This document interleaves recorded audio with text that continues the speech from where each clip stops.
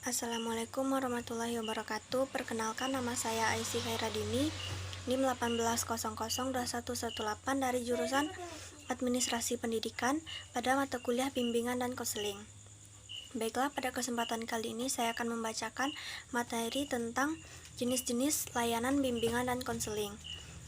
Layanan bimbingan dan konseling mempunyai hubungan yang erat di mana di antara keduanya saling melengkapi dalam membantu klien atau orang lain dalam memecahkan suatu permasalahan dan mengubah pola hidup seseorang. Mengubah pola hidup yang salah menjadi benar, pola hidup yang negatif menjadi positif, sehingga klien dapat mengarahkan hidup sesuai dengan tujuan. Langsung saja masuk pada jenis-jenis layanan. Yang pertama yaitu layanan orientasi. Layanan orientasi ini adalah layanan yang membantu peserta didik untuk mengenal dan memahami keadaan dan situasi yang ada pada lingkungan sekolah baru yang dimasukinya, agar peserta didik lebih dapat familiar dengan sekolahnya sendiri. Maka ia perlu mengetahui lebih jauh tentang berbagai fasilitas serta program yang ada di sekolahnya. Tujuan layanan orientasi adalah agar peserta didik dapat beradaptasi dan menyesuaikan diri dengan lingkungan baru secara tepat dan memadai, sehingga peserta didik akan lebih mudah dalam mengikuti kegiatan-kegiatan sekolah guna mencapai keberhasilannya dalam belajar. Selain itu, layanan orientasi diharapkan dapat mencegah timbulnya permasalahan penyesuaian siswa dengan pola hidup sosial, belajar, dan kegiatan lain di sekolah yang berkaitan dengan keberhasilan siswa. Contohnya, peserta didik baru memasuki lingkungan yang baru atau sekolah yang baru biasanya masih merasa bingung atau canggung. Maka dari itu perlu layanan orientasi sebagai pengenalan untuk peserta didik agar dia lebih memahami lingkungan sekolah yang baru dimasukinya dan untuk mempermudah atau memperlancar perannya peserta didik di lingkungan yang baru ini. Yang kedua yaitu layanan informasi.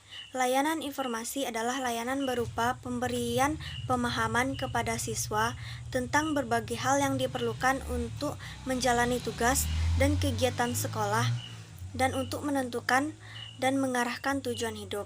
Jenis-jenis informasi yang diberikan kepada siswa, yang pertama yaitu informasi bidang pribadi. Yang kedua, informasi bidang sosial. Yang ketiga, informasi bidang belajar. Yang keempat, informasi bidang karir.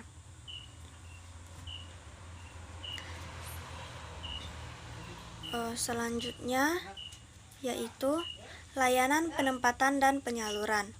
Layanan penempatan dan penyaluran merupakan layanan yang memungkinkan peserta didik memperoleh penempatan dan penyaluran di dalam kelas, kelompok belajar, jurusan atau program studi, program latihan, magang, kegiatan atau ekstrakurikuler sesuai dengan potensi, bakat, minat, serta kondisi pribadinya dengan tujuan agar peserta didik mengembangkan segenap bakat, minat, dan potensi lainnya.